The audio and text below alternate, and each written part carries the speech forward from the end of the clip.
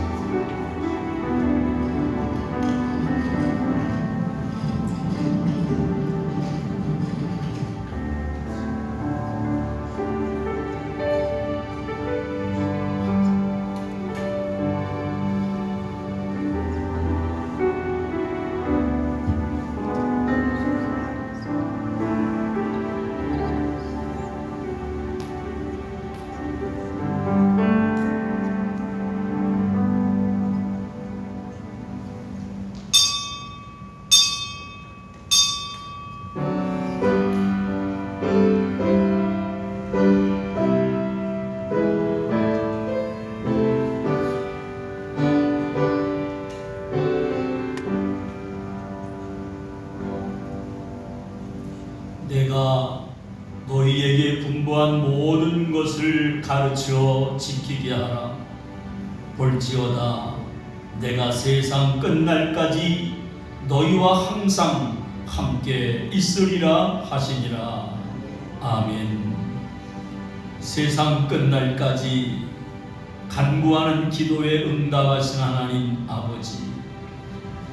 하나님께 찬송과 영광을 올려드리나이다. 벌써 한 해가 서서히 저물어가고 있습니다. 새해의 소원을 계획하고 강구하는 기회가 되었습니다. 여전히 1년 내내 있었던 코로나19 바이러스의 위험은 우리를 긴장하게 하고 있고 우리를 위험 속에 빠뜨리고 있는데, 하나님께서 이 모든 것들이 넘어가게 하시고 이러한 것들로 흔들리거나 쓰러지지 않도록 하나님이여 지켜 주시옵시고, 하나님의 말씀을 들은 그대로 말씀과 기도로 세상 속으로 들어가 승리하는 우리 모두가 되게 하여 주시옵소서. 하나님, 전 세계는 코로나19로 몸살을 앓고 있고 우리나라도 4일 동안 300명 이상의 확진자가 나오면서 염려 속에 있습니다. 하나님의 뜻이 어디 있는가를 우리가 깨닫고 우리가 해야 될 것이 무엇인가를 알고 굳게 서고 흔들리지 않은 믿음으로 나아갈 수 있도록 하나님 도우시고 인도하여 주옵소서. 오늘도 우리에게 나온 모든 분들 마음들을 어루만져 주시고 머리부터 발끝까지 우리의 몸에 하나님이여 병든 것은 고쳐주시고 약한 것은 강하게 하시고 없는 것은 있게 하시고 죽은 것은 살아나게 하여 주시옵소서. 하나님의 뜻이 하나님의 축복하심이 우리에게 있도록 도와주시고 오늘 예배의 시정을 온전히 주님께 맡기오니 신령과 진정으로 예배할 때 주의 영이 우리와 함께 하옵소서. 예수님의 이름으로 간절히 기도하옵나이다. 아멘. 찬송가 23장으로 하나님께 영광을 돌리겠습니다.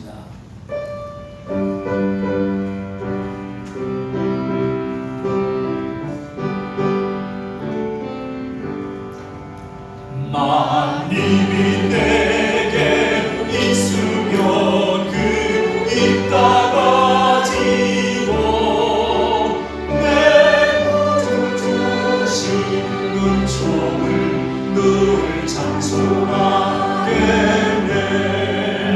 내 은혜로우신 하나님 날 도와주시고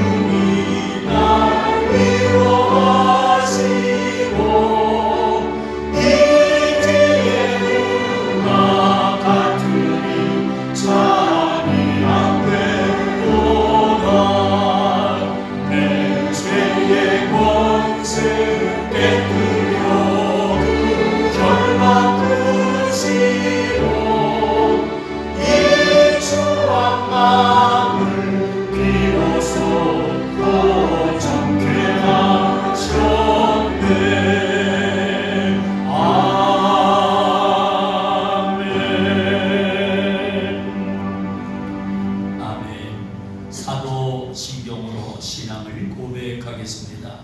전능하사 천지를 만드신 하나님 아버지를 내가 믿사오며 그 외아들 우리 주 예수 그리스도를 믿사오니 이는 성령으로 잉태하사 동정녀 마리아에게 나시고 본디오 빌라도에게 고난을 받으사 십자가에 못 박혀 죽으시고 장사한 지 사흘 만에 죽은 자 가운데서 다시 살아나시며 하늘에 오르사 전능하신 하나님 우편에 앉아 계시다가 저리로서 사한 자와 죽은 자를 심판하러 오시리라.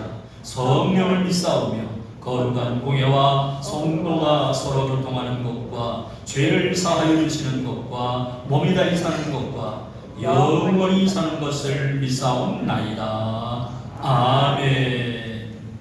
자리에 앉으셔서 성시 교독을 하겠습니다.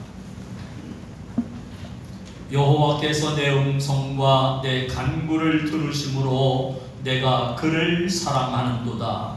그의 이름을 내게 주셨으므로 내가 평생에 기도하리로다. 사망의 줄이 나를 두르고 수월의 고통이 내게 이름으로 내가 환난과 슬픔을 만났을 때에 내가 여호와의 이름으로 기도하기를 여호와여 주께 구하오니 내 영혼을 건지소서 하였도다. 여호와는 은혜로우시며 의로우시며 우리 하나님은 긍휼이 많으시도다. 여호와께서는 순전한 자를 지키시나니 내가 어려울 때에 나를 구원하셨도다. 아멘. 우리 모두를 대표해서 최영선 원로 장로님 기도 인도하시겠습니다.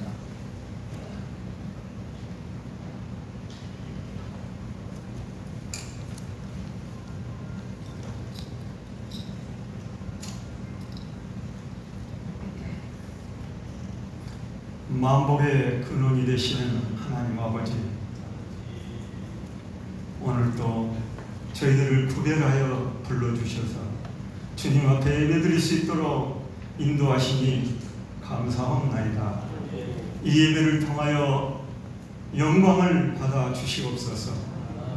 이 시간도 하나님의 크신 사랑과 은혜에 감사를 드리옵나이다. 죄로 허물로 죽었던 우리를 인간의 몸을 입으시고 이 세상에 오신 우리 예수님, 그 고통의 십자가를 지시고 물과 피를 다 쏟으시기까지 우리의 죄를 사해 주시고 하나님의 자녀로 삼아주신 이 크신 은혜를 진심으로 감사를 드리옵나이다. 예수께서 하나님의 아들이심을 믿는 자가 아니면 세상을 이기는 자가 누구냐고 말씀하신 주님, 이 큰 구원의 은혜를 늘 감격하며 살아가게 하옵소서.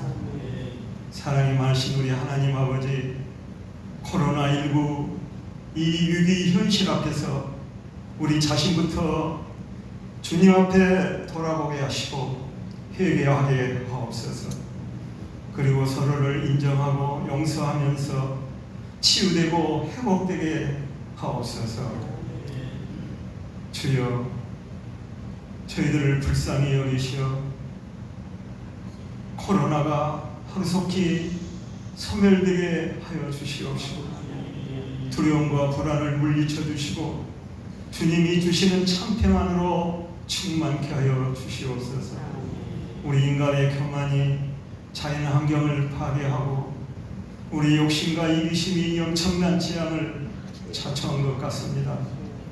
하나님 용서하여 주시옵소서. 주님의 은혜와 자비를 이 땅에 내려 주시옵기를 간절히 바라옵나이다. 하나님 아버지, 우리 세강교회를 위해 기도합니다. 세강교회가 주님으로부터 칭찬 듣는 교회가 되기를 원합니다. 세상에 핏된 교회, 사랑과 섬김 있는 교회가 되게 하여 주시옵소서. 우리를 성령님 붙잡아 주셔서 주님의 은혜로 충만케 하시고 강건함을 허락하여 주시옵소서.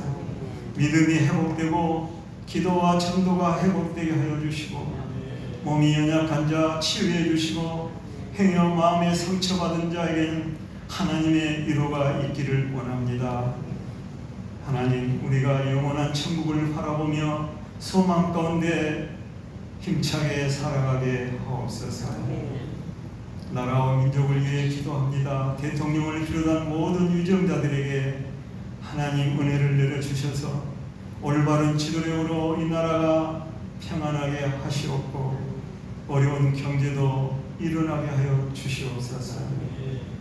오늘도 말씀을 전하실 우리 목사님을 성령님께서 붙드시사 말씀 충만 주셔서 은혜가 넘치게 하옵소서.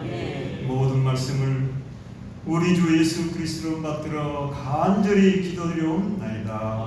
아멘.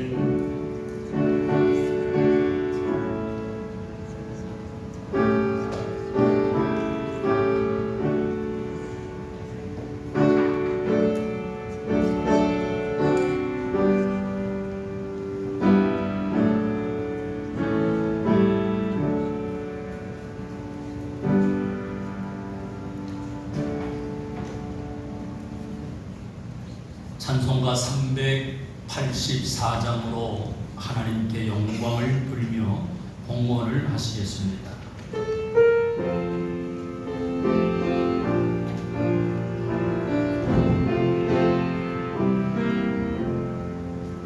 나의 갈 길 닦아 너 예수님 노하시니 내 주 안에 있는 긍휼 없이 의심하리요 믿음으로 사는 자는 하늘 위로 받겠네 무슨 일 만나든지 만사 형통하리라 무슨 일 만나든지 만사 형통하리라 나의 갈 길 닦아도 예수님 노하시니 어려움을 당할 때도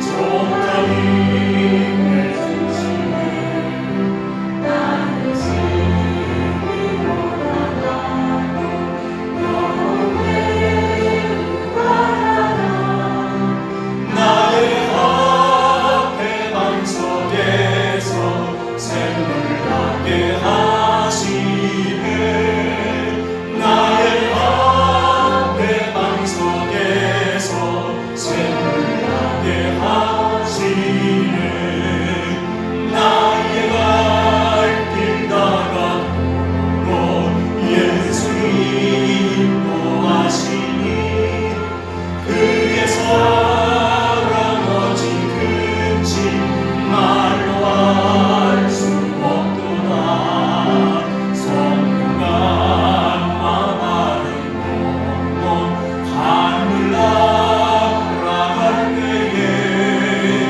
영영을 나의 찬송 예수님 노하셨네 영영을 나의 찬송 예수님 노하셨네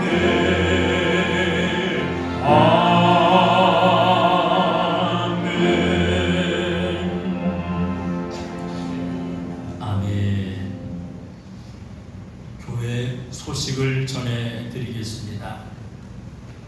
코로나19 감염의 위험이 전 세계적으로 또 우리 국내적으로도 연 4일 동안 300명이 이상이 확진되는 온 국민이 지금 염려하고 있고 불안해하고 있고 긴장하고 있습니다. 교회도 방역과 청결에 최선을 다하고 있는데 혹시 이 일에 참여하실 분이 계시면 같이 연락을 하시면 같이 동참하도록 그렇게 하겠습니다. 자유롭게 오셔서 예배를 드리는데 불편함이 없도록 하고 있으니까 마음대로 오셔서 기도하시고 예배 드리시기 바랍니다. 매주 금요일 날은 금요 심야 기도회가 저녁 9시부터 있습니다. 8시 50분부터 찬양을 부르기를 시작을 해서 약 40-50분 정도 계속되고 있는데 지금 이때는 우리에게 기도하라고 하는 하나님의 사인입니다. 가정을 위해서, 자녀를 위해서, 또 나라와 민족을 위해서 기도할 때니까 기도에 동참하시기를 바랍니다.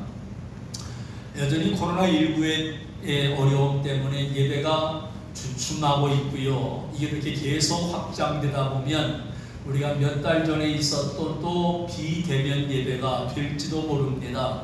많이 기도하고 있는데 혹시나 이런 공간 안에 언젠가는 20명 미만만 모여라 하는 때가 있었습니다.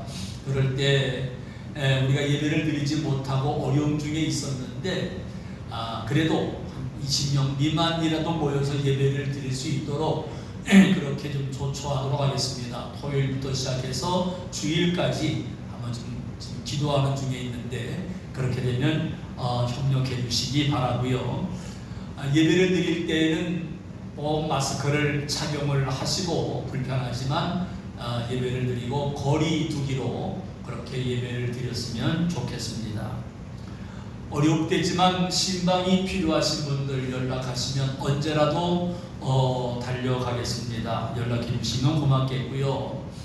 금년 들어서 여러 가지 일들 때문에 성찬 예식을 못해서 12월 성탄의 계절을 맞이하면서 성탄절날 하게 되면 많은 시간이 지체가 되니까 또 한 번에 다 하게 되면 여러 가지로 불편하기 때문에 12월 한 달 동안 우리가 성탄의 행사들을 하려고 계획하고 있고요. 우선 첫째 주일날 성찬 예식을 거행하겠습니다. 청결에 최선을 다할 거니까 염려하지 마시고 협력해 주시고 준비해 주시면 고맙겠고요. 이번에 학습 세례 받으실 분들과 자녀 헌화를 하실 가정이 있으면 교회로 신청해 주시면 감사하겠습니다. 오늘 예배 후에 당회실에서 정기당회로 모이겠습니다. 몸이 불편하셔서 가정에서 요양되어 계신 분들을 위해 기도해 주시면 감사하겠습니다. 또 다른 광고 말씀이 있으면 해 주시기를 바랍니다. 없으면 드려진 예물을 위해 하나님 앞에 감사함으로 축복하며 기도하겠습니다. 하나님 아버지 감사합니다. 신령과 진정으로 예배를 드리게 하시고 우리의 마음과 뜻과 정성을 모두고 귀한 예물을 하나님 앞에 드릴 수 있도록 도와주시니 진심으로 감사를 드립니다. 하늘 응답의 씨앗을 심고 가꾸는 은혜 속에 살아가면서 10의 1조를 드립니다. 하나님이요 하나님의 나라에 쌓여지고 있사오니 이 땅에서 보장되게 하시고 어려움 당하지 않도록 도와주시고 주님의 인도와 보호가 있게 하여 주옵소서. 넉넉하게 해주시는 하늘의 신비를 체험하며 어렵고 힘들어도 범사에 감사하는 귀한 예물을 드리오니 하나님의 은혜로 함께 하시고 드리는 손길 위에 축복하여 주셔서 보이지 않는 하나님의 약속을 허락하여 주시고 굳건한 믿음으로 승리하게 하여 주옵소서. 주일연금을 드리며 또한 성교를 위한 예물과 그리고 소원을 담아서 목적금을 드리는 손길들마다 하나님의 은혜로 함께 하시고 모자람이 없도록 도와주시고 주께만 영광을 돌리게 하여 주옵소서. 주 앞에 헌신하시는 분들이 계십니다. 예배를 드릴 수 있도록 청소하시는 분들 2층과 아래층과 화장실 청소하시고 안내하며 차량으로 섬기고 오늘도 예배를 위해서 전후에 찬양으로 영광 돌리는 분들 어린 심령들을 가르치는 교사들에게도 하나님의 은혜로 충만케 하여 주옵소서. 예수님의 이름으로 축복하며 간절히 기도하옵나이다. 아멘. 오늘 아침에 우리에게 주시는 하나님의 말씀은 사도행전 앞에 화면이 잘못되어 있네요. 사도행전 16장 6절로 10절까지의 말씀이 되겠습니다. 말씀이 짧습니다. 다 같이 한 목소리로 말씀을 같이 읽겠습니다. 성령이 아시아에서 말씀을 전하지 못하게 하시거늘 그들이 부르기아와 갈라디아 땅으로 다녀가 무시아 베드로 비두니아로 가고자 애쓰되 예수의 영이 허락하지 아니하시는지라. 무시아를 지나 드로아로 내려갔는데 밤에 환상이 바울에게 보이니 마게도냐 사람 하나가 서서 그에게 청하여 이르되 마게도냐로 건너와서 우리를 도우라 하거늘 바울이 그 환상을 보았을 때 우리가 곧 마게도냐로 떠나기를 힘쓰니 이는 하나님이 저 사람들에게 복음을 전하라고 우리를 부르신 줄로 인정함이로라. 아멘. 이 카리스 찬양팀 특별 찬송이 있겠습니다.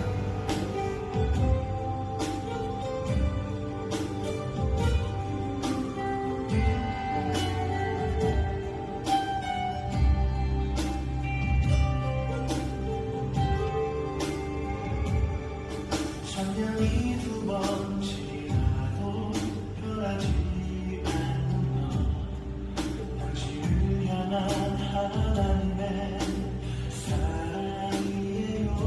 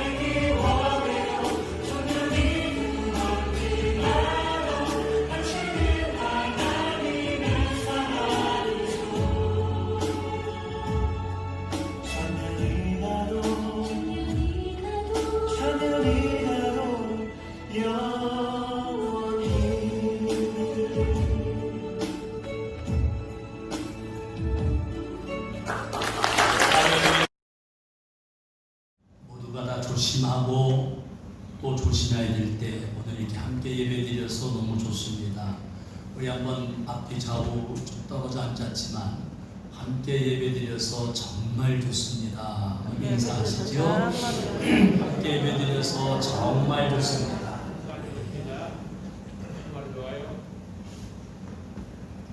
전 세계는 지금 코로나19 바이러스로 모든 것이 멈추었고 많은 어려움들을 겪고 있습니다. 거기다가 지금 유럽 복지 국가들은 코로나가 아니더라도 많은 어려움을 겪고 있다고 합니다. 이유는 경제 성장이 멈추었고 고령화 사회로 접어들면서 근본적인 한계에 부딪혔기 때문이라는 겁니다. 한때는 세계 모든 나라가 부러워했고 잘 나가는 나라들이었는데 어느 때부터인가 막다른 길에 들어서고 만 것입니다. 그런데 그런 국가들만 아니라 우리 개인적으로 봐도 우리 인생을 살다가 보면 누구라도 막다른 골목에 막다른 길에 들어서는 경험을 하게 될 겁니다. 더 이상 갈 곳이 없습니다. 어디로 가야 할지, 어디가 길인지 보이지가 않습니다. 이제 겨우 40대, 이제 50대밖에 되지 않았는데 언제까지 일을 계속 할 수 있으려는지 확신이 서질 않습니다.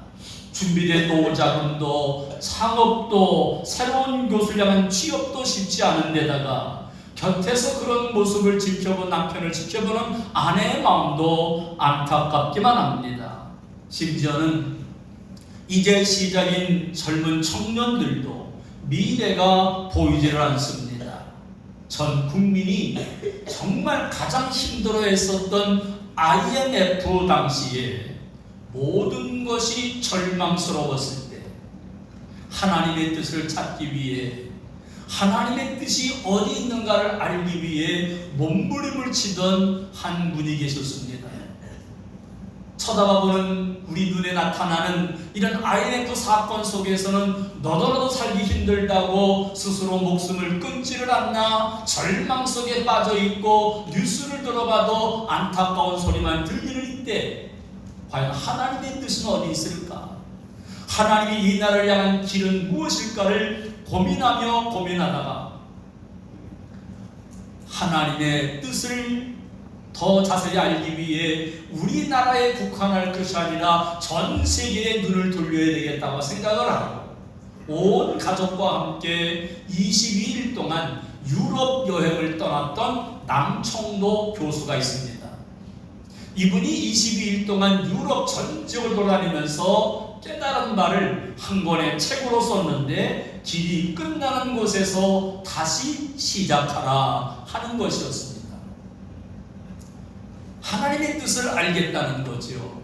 하나님의 뜻이 무엇인가를 비로소 알겠다고 그는 고백을 하면서 길이 끝나는 곳에서 다시 시작하라고 책을 써서 많은 분들에게 감동을 주었었습니다. 혹시나 길이 막혀서 낙심하고 있습니까? 아니면 길이 막힐까봐 염려와 불안 속에 있습니까? 아니죠. 길은 있습니다. 우리의 눈에 보이지 않아 답답할 뿐이지 길은 있습니다. 길이 끝났다고 생각하는 그곳에서 우리에게 열어주시는 새로운 길이 있는 줄로 믿습니다. 우리는 계속 사도행전을 통해서 바울을 보고 있습니다. 바울 대단한 인물입니다. 다메섹에서 예수님을 만나고 그리고 예수님 믿는 것이 너무나 좋고 예수님을 단순히 믿기만 할 것이 아니라 이 좋은 것을 많은 사람들에게 알려주고 그들도 나와 같은 기쁨을 누리면 좋겠다라고 생각을 하고 만나는 사람들에게 복음을 전하기를 시작을 했습니다. 의외의 열매들이 많았습니다. 그는 가는 곳마다 믿는 사람들이 많이 많아지게 되니까 이분들을 통해서 교회를 세워나갔습니다. 그리고 생겨난 교회가 에베소 교회, 빌립보 교회, 골로새 교회, 데살로니가 교회, 교회들이 막 생겨나기를 시작을 했습니다. 그리고 이 바울이 거쳐가는 곳마다 부흥의 역사가 나타나게 되고 믿음이 약한 사람들은 믿음이 강하게 되고 믿음이 식어진 사람들은 뜨거워지는 걸 보면서 정말 하나님께서 나를 쓰시는구나, 하나님의 일하는 것이 얼마나 보람되고 신바람이 나는지 모릅니다. 이렇게만 나가면, 그가 지금 계획한 것이 있었습니다. 소아시아 지역에 들어가서, 오늘날로 말하면 중동 일부분입니다. 그쪽으로 가서 복음을 전하면 이 세상은 복음화할 수 있겠다라고 생각을 했습니다. 그리고 계획을 세웠고, 그리고 자기의 뜻을 이제 세워나가기를 시작을 했습니다. 그런데 웬일입니까? 모든 일이 잘 될 줄만 알았는데 이상하게 풀리지를 않는 겁니다. 마치 이렇습니다. 신앙생활을 하고 이제 새롭게 내가 좀 뜨거운 마음으로 일해야 되겠다 생각을 하니까 마음도 기쁘고 하는 일이 잘 되는 것 같고 사람들과의 관계도 좋아지고, 이러면서 이분이 기도하는 마음 가운데 어떤 분은 사업을 새롭게 시작을 합니다. 바로 이럴 때 어떤 목회자는 교회 개척을 시작을 했습니다. 모든 일이 하면 잘 될 것만 같았습니다. 그런데 3년이 지나 5년이 지나도 오히려 사업은 점점 내리막길로 가고 있고, 교회는 교인이 한 명도 들어오질 않고 있습니다. 어떻게 된 것일까요? 분명히 될 줄 알았는데, 분명히 하나님의 축복이 있을 줄 알았는데 모든 길들이 막혀버리고, 이러다가는 아예 끊어져 버릴 것만 같고, 이러다가는 내가 심각한 절망 속에 빠질 것만 같은 분들이 우리 주변에 많이 있습니다. 오늘 바울이 그런 위기에 처해 있습니다. 왜냐하면 그가 세웠던 계획들이 서서히 무너지기 시작을 하고 막히기를 시작을 했거든요. 오늘 성경을 봅니다. 사도행전 16장 6절입니다. 시작. 성령이 아시아에서 말씀을 전하지 못하게 하시더니 그들이 부르기아와 갈라디아 땅으로 다녀가. 길이 막혔어요. 성경은 길이 막혔기 때문에 모든 것이 끝났다고 말하지는 않습니다. 바울이 가려고 하는 그 길은 막혔지만 바울의 일기를 보게 되면 결국 바울은 새로운 길에서 더 크게 쓰임받는, 더 큰 역사를 체험하는 과정들을 볼 수가 있습니다. 그러니 오늘 우리에게 필요한 것은 길이 막혔다, 길이 보이지 않는다, 좌절하거나 낙심하면 안 됩니다. 길이 막혔다는 것은 포기하라는 뜻이 아닙니다. 길이 막혔다는 것은 다시 시작하라는 겁니다. 그 길이 막혔다는 건 새로운 길을 찾아 나서라는 겁니다. 그러므로 오늘 우리 가운데 지금 길이 막힌 분이 계시나요? 아니면 길이 막힐 것만 같나요? 그렇다면 그 속에서 좌절하지 말고 하나님이 열어주시는, 하나님이 보여주시는 새로운 길을 찾아 나가서 더 크게 쓰임받는 우리 모두가 되시기를 주님의 이름으로 축원합니다. 그렇다면 길이 막힐 때 어떻게 될까요? 첫 번째로 좌절하지 말아야 합니다. 사람들은 길이 막히면 좌절합니다. 포기합니다.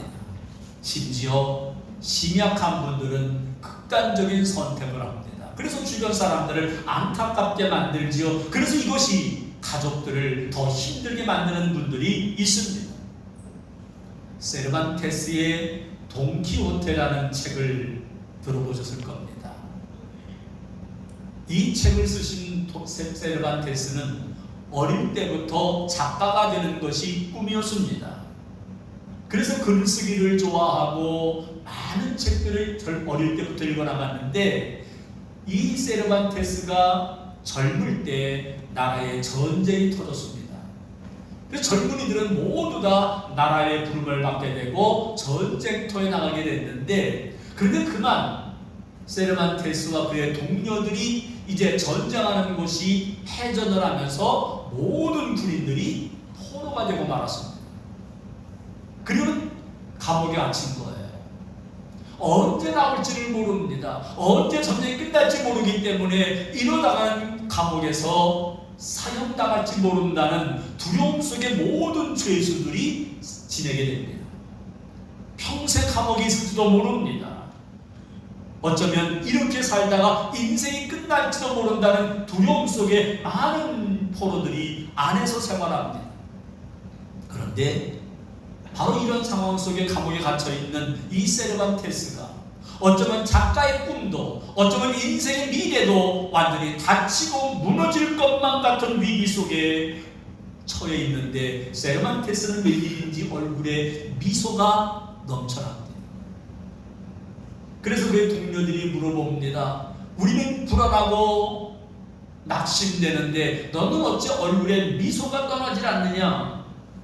너 미치지 않고서 어찌 그럴 수 있느냐고 물어봤더니 세르반테스가 이렇게 말하더랍니다. 이제부터는 의식주도 걱정하지 않고 아무런 간섭도 받지 않으면서 오직 글만 쓸 수 있게 되었는데 어찌 즐겁지 않겠습니까? 아무리 그래도 글을 자유롭게 쓴다고 할지라도 감옥에서 나온다는 보장이 없는데 미친 거 아닌가요? 그런데 정말 세르반테스는 미친 사람처럼 매일 글을 씁니다. 매일 어떤 책을 정해놓고 써나가기를 시작을 합니다. 그가 쓴 글이 어마무시한데 그러다가 전쟁이 끝나고 감옥에서 나온 다음에 이 감옥에서 쓴 것 중에 일부를 세상에 책으로 내놓은 것이 바로 돈키호테라는 책으로 유명하게 되었고 성공의 길을 걸어가게 됐지요. 길이 막혔나요? 우리가 잊지 말아야 될 것은 모든 것이 끝난 것 같은 상황일지라도 좌절하지 않는다면 끝난 건 아닙니다. 그러나 작은 실패에도 좌절한다면 어쩌면 그 사람의 인생은 이미 끝난 것인지도 모르겠습니다. 왜냐하면 사람은 형통이고 성공이고 막힘은 저주라고 믿기 때문에 사방으로 길이 막히면 쉽게 좌절하게 되는 건데 이건 잘못된 생각이지요. 어느 교회에 취업을 위해서 기도하던 청년이 있었는데 아무리 기도해도 취업이 되지 않고 시간만 흘러가니까 나중에는 기도하다가 기도를 멈추고 화를 내면서 교회를 떠나더랍니다. 교회를 떠나면서 하는 말이 왜 하나님은 내 길을 막으시는 걸까요? 왜 나만 길이 열리지 않는 걸까요? 그러면서 떠났다는 거예요. 왜요? 우리는 교회 다니니까 예수님 믿으니까 하는 일마다 잘 될 거야, 잘 풀릴 거야, 하나님이 함께하기 때문에 늘 대로가 열릴 거야 이런 생각을 하는데 결코 그렇지만은 않습니다. 결국에는 모든 것이 합하여 선이 되는 축복을 하나님이 허락해 주실 줄로 믿습니다. 그런데 그 과정은요, 때로는 우리에게 좁은 문으로 들어가라고 합니다. 때로는 좁은 길로 가라고 합니다. 그러면서 이 길은 매우 협착하여 사람들이 가기를 꺼려한다, 싫어한다 말하고 있습니다. 그래서 어떤 때는 모든 것이 막힌 것처럼 보일 때가 있습니다. 오늘 바울도 그랬습니다. 우리 아까 읽었던 말씀을 다시 읽어봅니다. 사도행전 16장 6절입니다. 시작.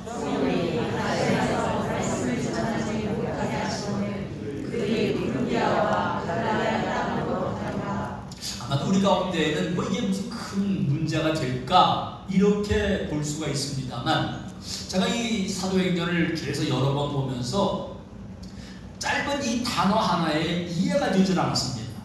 왜냐하면 지금까지 바울은 하는 일마다 잘 됐거든요.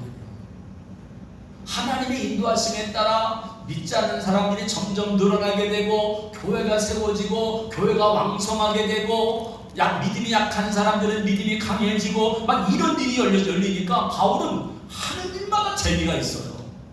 그래서 계획을 세워놓고 뜻을 정하고 열심히 그 일을 하고 있는데 오늘 웬일인지 아시아에서 말씀을 전하지 못하게 성령이 만들었다는 거예요. 왜 나갔을까? 아니 복음을 전하고 예수님 믿게 하는 것이 얼마나 거룩한 일인데 왜 성령은 막으셨을까? 아무리 생각해봐도 이 말이 이해가 되지 않고 목에 걸렸습니다. 왜냐하면 바울은 지금까지 여기까지 길을 걸어오면서 많은 대가를 지불했습니다. 자기의 모든 특권을 내려놓았습니다. 자기의 모든 권리를 다 포기했습니다. 그런데 자기를 위한 삶이 아니라 오직 주님의 나라를 위해서 하나님의 나라와 의를 위해서 이 길을 가겠다고 하는데 왜 성령께서 길을 막으시는 걸까? 왜 복음을 전하지 못하게 막으시는 걸까? 이어지는 말씀을 보지요. 사도행전 16장 7절입니다. 시작. 루시아 앞에 이르러 비두니아로 가고자 했으되 예수의 영이 허락하지 아니하시는지라. 그래서 성령이 아시아로 가는 길을 못 가게 하니까 다른 길로 갔습니다.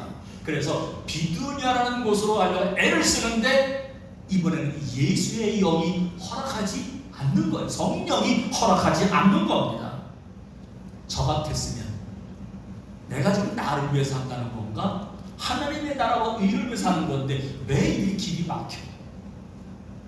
에이, 포기해야지. 내가 여기 아니면 나를 받아주는 것이 얼마나 많은데, 에베소 교회도 오라 그러지, 빌립보 교회도 오라 그러지, 여기저기서 나에게 오라 그러는데 내가 하는 일을 다 막아버리다니 내가 여기 아니면 갈 데가 없을까봐? 우리 같으면, 저 같으면 그랬을 것 같아요. 그래서 마음으로 낙심이 돼서 하나님을 원망할 수 있을 겁니다. 그런데 바울은 묵묵히 받아들입니다. 아시아에서 성령께서 복음을 전하지 못하게 하니까 다시 떠나서 비두니아로 가고자 하는데 또 여기도 예수의 영이 허락하지 않는 거예요. 그래도 이쯤 되면 바울도 좌절하고 포기하고 싶은 것이 당연한 거 아닐까요? 그런데 바울은 좌절하지 않습니다. 계속 막히면, 하는 일마다 안 되면 사람은 더 지치게 되어 있습니다. 아무리 힘들어도요, 그 일이 막 잘 되면 막 날아갈 것 같아요, 몸이. 그런데 바울은 지금 발도 무겁지만 더 힘든 것은 도대체 어느 길로 가야 될까? 바로 그겁니다. 바울은 그런데도 지치지 아니하고 좌절하지 않고 또 다른 길을 찾아 가고 있는 겁니다. 사도행전 16장 8절을 읽어보죠. 시작. 루시아를 지나 드로아로 내려갔는데 가도 안 되니까 이번에는 드로아로 가는 길로 내려갔다. 다시 말하면 다른 길을 또 찾아 나서고 있는 거지요. 저는 오늘 말씀을 읽어나가면서 지금 바울은 혼자 가는 길이 아니고 그 당시에 새로 만났던 실라라고 하는 사람이 있습니다. 우리가 성경을 보면 바울과 실라가 감옥에 갇혀서 찬양을 부르고 기적에 나타나는 쇠고랑이 풀어지는 이런 걸 기억하시지요. 바울과 실라가 함께 길을 가고 있었는데 가는 데마다 길이 막히니까 바울과 같이 동행했던 실라가 그랬을 겁니다. 바울 선생님, 무시하러 가는 길도 막히고 또 이제 비두니아로 가는 길인데 거긴 예수님의 영이 허락하지 않고 이건 여기저기 다 막히는데 어디로 가야 될까요? 그 말을 들은 바울이 뭐라 그럴까요? 그래도 비두니아도 막히고 우리가 들어오러 가지만 분명한 길은 있을 겁니다. 길이 막혀도 절대 좌절하거나 포기하지 맙시다. 아마 두 사람이 이런 대화를 나누면서 새로운 길을 찾아서 떠나고 가고 있었을 겁니다. 분명히 이들 마음속에는 하나님이 열어주신 길이 있는데 그 길이 보이지 않아서 답답할 뿐인 거지요. 그렇습니다. 누구라도 가지 않았던 그 길이기에 가다가 보면 종종 길이 막히는 건 있을 수 있습니다. 그런데 길이 막혔다고 좌절하면 안 됩니다. 하나님이 뜻이 아니라고 생각하면서 그냥 돌아 나와서 다른 길로 가면 되는 것이지 거기서 좌절하거나 포기하지 말라는 겁니다. 우리가 믿음의 길을 가다 보면 때로는 답답할 때가 있습니다. 때로는 길이 보이지 않아 안타까울 때가 있습니다. 그럴 때마다 좌절하지 마십시오. 길이 막혔다는 건 우리에게 포기하라는 말이 아니라 새로운 길을 찾으라고 하는 하나님의 뜻입니다. 그러므로 지금 내가 하는 일이 막혀 있다면, 앞으로 어떤 일을 하다가 그 길이 막히고 있다면 오늘 말씀을 기억하면서 새로운 길을 열어주시는 하나님을 바라보며 또 다른 새로운 길로 나아갈 수 있는 우리 모두가 되시기를 주님의 이름으로 축원합니다. 더 나아가서 길이 막혔을 때 어떻게 하면 될까요? 두 번째, 하나님의 인도하심을 구해야 합니다. 너무나 길이 막히면 때로는 기도도 안 나올 때가 있지요. 말씀도 눈에 안 나올 때가 있을 겁니다. 그러나 오늘 우리는요, 지금까지 인생을 살아오면서 한 번도 가보지 않은 길을 가고 있는 사람들입니다. 그래서 여기에 힌트를 얻었던 조정민이라는 분이 새로운 길을 가는 사람이라는 책을 썼습니다. 새로운 길을 가는 사람, 누가요? 우리 모두는 지금 새로운 길을 가는 사람들입니다. 여기서 이분이 이런 말을 했습니다. 문 하나가 닫히면 반드시 다른 문이 열린다. 그러나 닫힌 문만 쳐다보고 있으면 어떤 문도 보이지 않는다. 그런 뜻 하지 않나요? 그런데 왜 사람들은 문이 닫혀 있어서 굳게 닫혀 있어 열릴 것 같지 않음에도 불구하고 거기에 그냥 서 있는 걸까요? 왜 그런지 아세요? 혹시나 문이 열릴지 몰라. 언젠가는 문이 열릴 거야. 이런 생각 때문에 그렇다는 거예요. 여러분도 지금까지 보면서 문이 닫혀가지고 큰일 났다 염려하며 걸어오신 분도 계실 겁니다. 저도 20대 때, 제 20대 때에는 우리나라에 건설붐도 일어났지만 많은 돈을 벌고 싶으면 중동으로 가는 사람, 그런 바람이 일어섰습니다. 집이 가난했기에 그러면 나도 중동으로 가야 되겠다고 생각을 하고 이력서를 쓰고 이런저런 준비를 했습니다. 만나는 사람마다 걱정하지 말라고, 이 정도면 꼭 갈 수 있다고 그렇게 생각을 말들을 해줬습니다. 그런데 이상하게 하는 일마다 막히는 거예요. 여기가 아니면 다른 데 가서 나는 중동으로 가고 싶으니까 되겠냐, 걱정하지 말라, 이 정도만 갈 수 있다 그랬는데 또 막히는 겁니다. 여기저기 계속 막히는데 저는 여전히 거기만은 내 길인 줄 알고 뚫기를 시작을 했습니다. 닫힌 문이 열리기만을 기다리며 계속 가는데 보이질 않는 겁니다. 어느 날 좌절하고 실패함 때문에 어려움 속에 있는데 그래도 하나님이 기도할 은혜를 주어서 기도하는데 하나님이 이미 저에게는 새로운 길을 열어주셨던 것입니다. 저는 그것을 못 느꼈고 계속 다른 길만 열으려고 했었는데요. 하나님이 보여주신 새 길이 어느 길인 줄 아십니까? 제가 지금 걷고 있는 이 길이었습니다. 그런데 저는 그걸 못 믿었었죠. 만약에 그때 내가 계속해서 그 가고 싶은 길로만, 그 문만 열리기를 고집하며 이 사람 저 사람 계속 만났다면 저는 어떻게 됐을까요? 좀 더 큰 좌절감에 빠졌을지도 모릅니다. 그러기에 길이 막혔을 때는 막힌 길에서 돌아서서 새로운 길을 열어주시는 하나님의 인도를 받아야 할 줄로 믿습니다. 바울의 계획은 소아시아를 복음화시키는 겁니다. 그러기에 바울은 이 소아시아 복음을 위해서 뜻을 정하고 계획을 세우고 그 계획대로 실천해 나가고 있었습니다. 그런데 만약에 바울의 계획대로 소아시아로 그가 가는 길이 열렸다면 오늘 우리에게 복음이 전해지는 건 아마도 힘들었을 것 같습니다. 그런데 하나님이 이것을 아셨기에 바울의 계획을 바꾸셨습니다. 하나님은 그 바울의 뜻을, 계획을 막고 다른 길로 가도록 허락하셨던 거지요. 말씀을 볼까요? 사도행전 16장 9절입니다. 읽습니다. 밤에 환상이 바울에게 보이니 마게도냐 사람 하나가 서서 그에게 청하여 이르되 마게도냐로 건너와서 우리를 도우라 하거늘. 가는 길마다 막혀서 하나님 앞에 기도하는데 갑자기 환상이 보입니다. 소아시아에서 방황하고 있던 바울이 지금 그 환상을 통해 하나님의 또 다른 계획을 인도하고 계셨던 거죠. 오늘 우리가 지금 길이 막혀 있나요? 이리 가도 저리 가도 길이 막혀서 어찌할 수 없는 지경에 이르렀나요? 아니면 앞으로 그런 일을 당하게 되면 우리는 어떻게 할 건가요?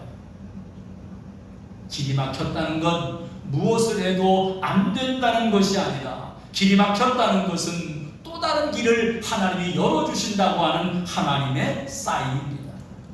그러기에 길이 막혔으면 기도로 무릎을 꿇으세요. 길이 막혔으면 말씀으로 들어가십시오.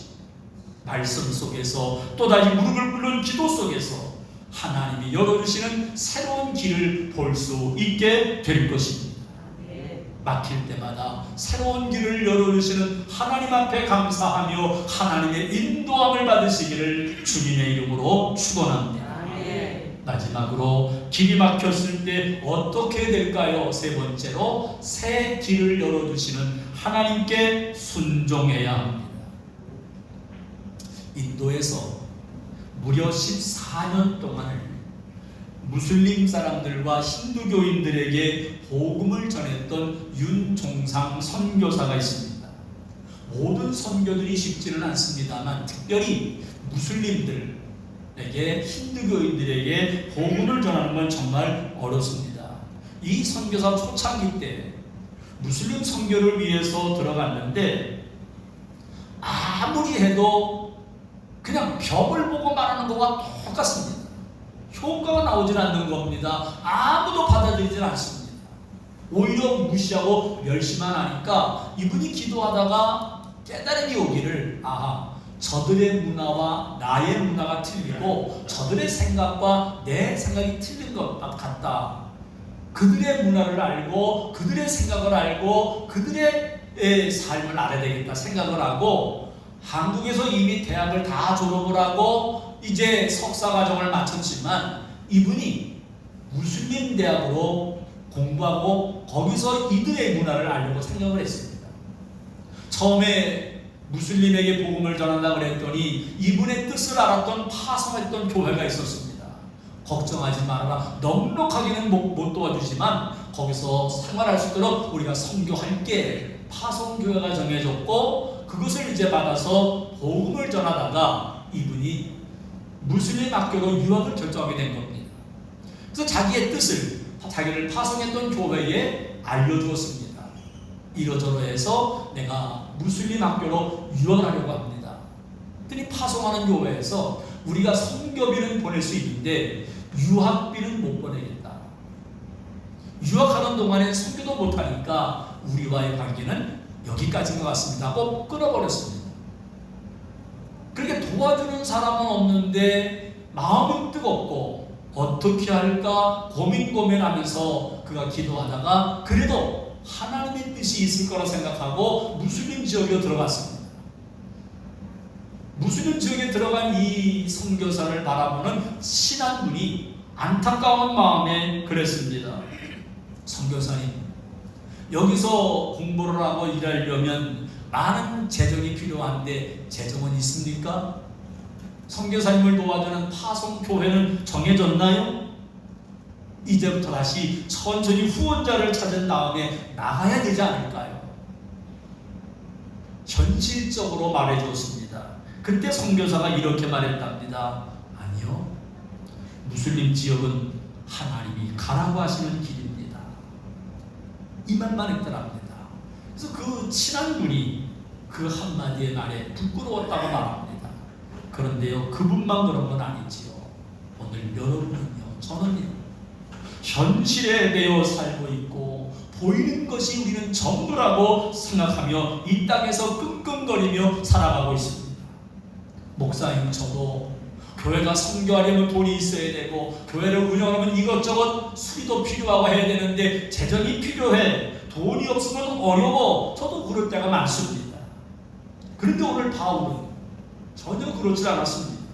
바울에게 있어 중요한 것은 하나님의 인도하심이었고 그는 하나님이 말씀하시면 그냥 순종하는 것이었습니다. 오늘 말씀에 들어가 보죠. 사도행전 16장 10절입니다. 시작. 바울이 그 환상을 보았을 때 우리가 곧 마게도냐로 떠나기를 했으니 이는 하나님이 저 사람들에게 복음을 전하라고 우리를 부르신 줄로 인정하니라. 환상을 보고 난 바울이 자기의 뜻을 바꿨습니다. 이거는 분명히 하나님의 뜻이야. 하나님이 우리를 부르신 것으로 인정하고 있습니다. 처음에 선교 여행을 나설 때만 해도 바울은 소아시아 복음을 전하는 거지 마게도냐는 계획이 없었습니다. 바울의 계획은 유럽이 아니라 소아시아 지역이었습니다. 그런데 기도하는 도중에 길이 계속 막히니까 기도하다가 환상이 나타났을 때 그 환상은 마게도냐 사람이 우리에게 와서 복음을 전하는 이 환상을 보는 그 순간 하나님의 뜻으로 받아들이고 자기의 뜻은 내려놓습니다. 자기의 생각을 내려놓고 하나님의 생각대로 따라가기로 그는 결심을 합니다. 오늘 말씀 속에 우리를 부르신 줄 인정함일러라 하는 이 말은요, 하나님의 뜻에 완전히 복종시켰다 그 말입니다. 내 뜻은 내려놓았다.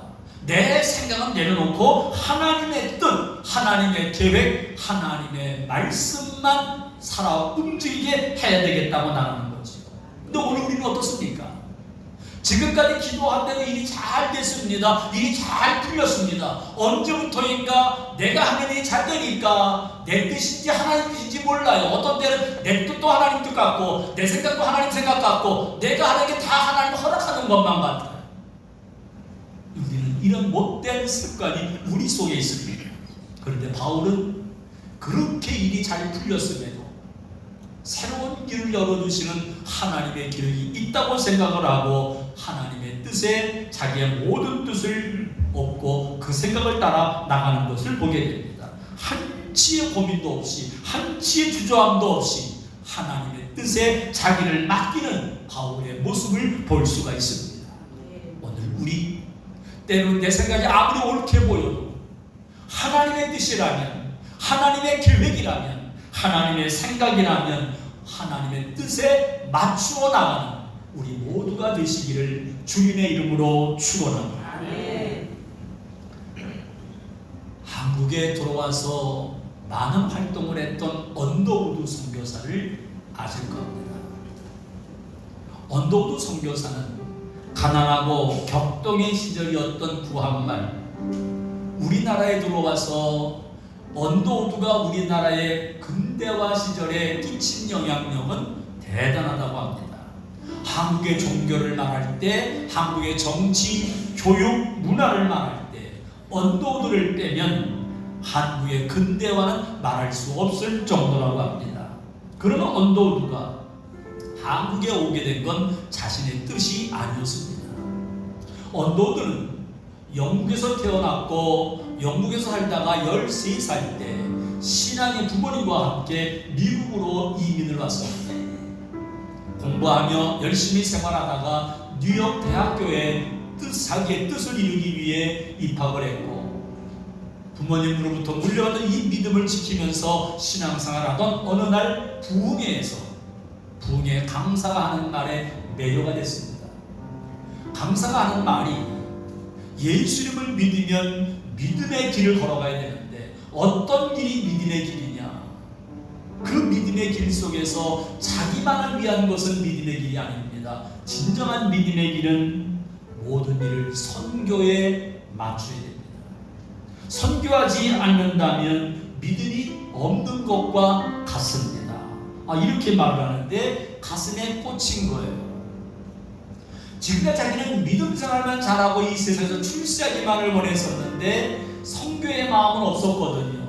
근데 선교의 마음이 없다면 믿음이 없는 것이라는 말을 듣고 충격을 받습니다. 대학을 졸업하고 나서 그가 바로 뉴브룬스 신학교에 입학을 합니다.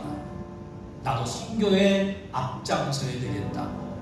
그러면서 늘 뜻한 바가 뭐냐 하면 전 세계적으로 가난했고 무지의 나라, 종교는 기독교는 아예 전무한 나라였던 인도에서 복음을 전하기로 결심을 하고 기도해 왔습니다.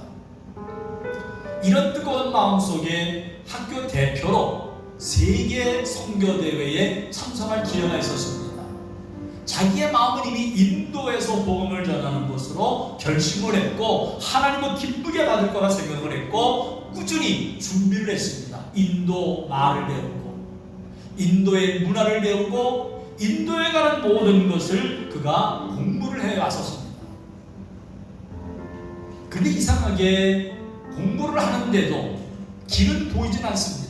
그러나 언젠가 하나님이 길을 열어 주시겠지 하고 준비하고 있었던 때 선교대회에 참석하게 된 겁니다.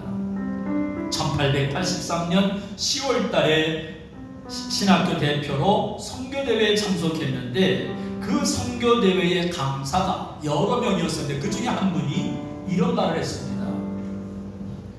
조선이라는 나라를 소개를 합니다. 그러면서 이렇게 말합니다. 누가 조선에 복음을 들고 갈 것입니까? 1300만 조선 민족은 복음이 무엇인지 전혀 모른 채 가난과 질병과 학대 속에서 쓰러져 가고 있습니다. 그런데 조선이 드디어 문호가 열렸습니다. 주님께서 조선에서 기다리고 계십니다. 자, 그러면서 감사는 말합니다. 주님께서 조선에서 기다리고 있는데 조선에 가기로 결심하실 분은 나오라는 겁니다. 언더우드는 자기도 이미 선교에 헌신했고 인도에 뼈를 묻을 걸 각오했기 까닭에 조선 땅으로 가겠다는 사람이 있을 줄 알았습니다. 그런데 시간이 지나도 아무도 헌신하지 않는 겁니다. 누군가는 조선으로 갈 사람이 있을 거라고 생각했는데 아무도 헌신하지 않으니까 속상한 마음에 언더우드는 이런 생각을 했습니다. 왜들 이럴까? 헌신하겠다고 나서는 사람들이 왜 없을까? 왜 이렇게 사람들이 미온적이고 부정적일까? 주님이 기다리고 계신다는데 주님이 기다리시는 조선으로 가겠다는 사람이 왜 없는 걸까? 이렇게 안타까움 속에 있었는데 마음속에서 강력하게 하고도 큰 소리가 들립니다. 그 음성은 이것이었습니다. 그러는 너는 왜 못 가는데? 이 말이었습니다. 처음에는 그랬습니다. 저는 인도에 가기로 결심을 했습니다. 즉 인도에 가기 위해 준비하고 있습니다. 하나님의 그 음성이었습니다. 그러는 너는 왜 못 가는데? 하나님이 조선 땅으로 가라는 내 계획과 내 뜻이 아니라 하나님의 계획과 하나님의 뜻은 조선 땅에 있다는 걸 그는 그때서야 비로소 알게 되었고 1885년 부활절날 아침에 인천에 도착하게 되었던 겁니다. 우리는 내 생각이, 내 뜻이 너무 강합니다. 왜요? 기도하고 있거든요. 기도하니까 이건 하나님의 뜻이야. 기도하니까 내 뜻이면서도 내 생각이면서도 하나님의 생각으로 덮을 때가 많습니다. 아니요, 하나님의 뜻이 있습니다. 하나님의 계획은 따로 있습니다. 하나님의 말씀대로 하나님의 뜻대로 나가면 이렇게까지 우리가 힘들진 않을 겁니다. 오늘 우리가 가는 길이 막혔다면 새로운 길을 열어주시는 그 주님을 바라보며 주님이 주시는 새로운 길로 나가시기를 바랍니다. 어쩌면 그것이 내 생각과 내 뜻은 아닐지라도 하나님이 열어주셨다면 그 길로 가야 되는 줄로 믿습니다. 힘들고 어렵지만 모든 일을 이루어 가시는 분은 우리 주님이시고 우리 하나님이십니다. 하나님 앞에 나아갈 때 나를 통해 일하시는 주님 앞에 고백하며 나가는 우리가 되시기를 주님의 이름으로 축원합니다. 이 찬양을 준비했습니다. 날이 저물어 갈 때, 빈들에서 걸을 때, 그때가 하나님의 때입니다.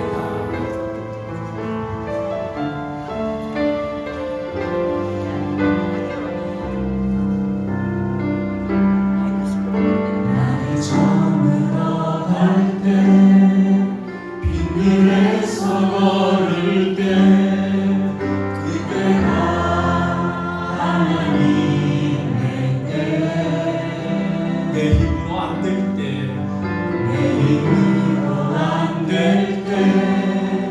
빈손으로 걸을 때 내가 고백해 여호와니. 다시 한번 합니다. 날이 저물어 갈 때, 날이 저물어 갈 때, 빈들에서 걸을 때 그때가 하나님의 때. 내 힘으로 안 될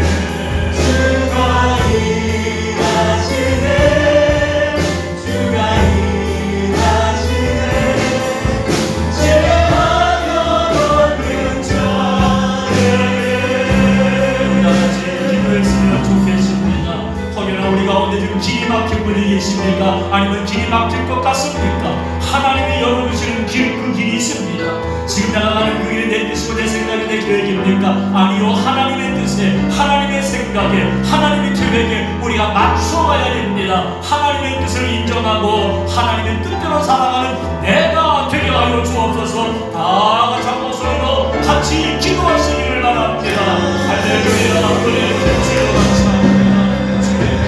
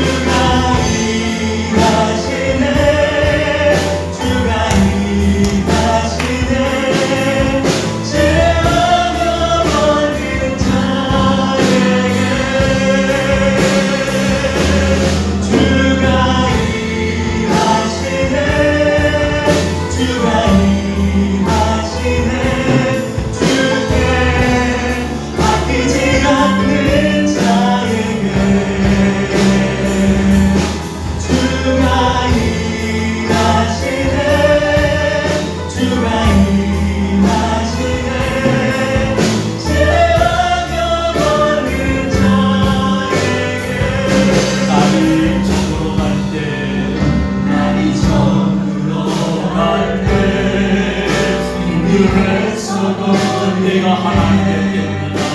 내가 하나님의 때, 내 힘으로 안 될 때, 내 힘으로 안 될 때, 빈손으로 걸을 때, 내가 고백해 여호와 주가 일하신 다 같이 일어나서 부릅니다.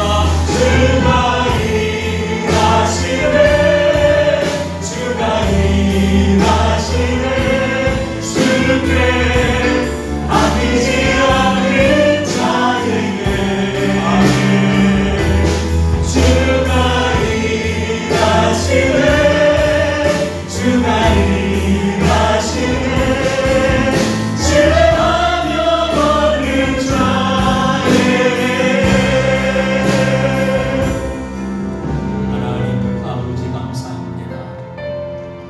하나님의 은혜로 오늘도 주 앞에 기쁨과 감사의 예배를 드리며 길이 막혔을 때 우리가 어떻게 될지를 귀한 말씀을 주신 것을 감사합니다. 때로는 지금 하는 일이 안 되고 길이 막혔으면 하나님이 보여주시는, 열어주시는 그 길을 따라가는 우리가 되게 하여 주옵소서. 코로나19로 모두가 어려움의 때에 하나님의 뜻이 어디 있는지, 하나님이 어떤 길을 우리에게 허락하시는지를 알고 볼 수 있는 우리가 되게 하여 주시옵시고, 하나님 이것 때문에 우리의 믿음이 식어지거나 위축당하지 아니하고 더 주님만을 향해 달려가는 우리 모두가 되게 하여 주시옵소서. 이제는 우리를 구원하신 예수 그리스도의 은혜와 하나님 아버지의 사랑하심과 성령님의 교통하심의 역사가 길이 막혔을 때 막힌 문만 쳐다보며 안타까워하지 말고 새로운 길을 열어주실 하나님을 바라보며 기도와 말씀에 묻혀있고 하나님의 인도하심을 바라는 우리 모든 성도들 머리머리 위에와 코로나19로 힘들고 어려움에 처해 있는 나라와 민족 전체 위에 이제로부터 영원토록 함께 하옵시기를 간절히 축원하옵나이다. 아멘.